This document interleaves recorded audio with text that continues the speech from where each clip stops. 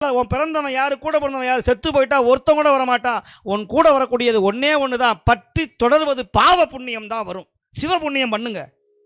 சித்தர் கோயிலில் குருபூஜை நடக்குதா, வரும்போது வெறுங்கையோட கோயிலுக்கு வரவே கூடாது, தரித்திரம் வந்துடும். வெறுங்கையோட கோயிலுக்கு வரக்கூடாது. ஒரு அடியாரை பார்க்கணும், குருநாதரை பார்க்கணும்னா ஒரு எலுமிச்சம்பழத்தோட வரணும்.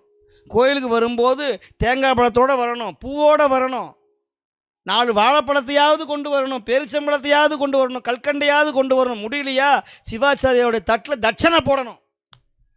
வெறும் விபூதியை வாங்கப்படாது, சாஸ்திரம் சொல்லுது. இது மிகப்பெரிய பாவம்ங்கிறது.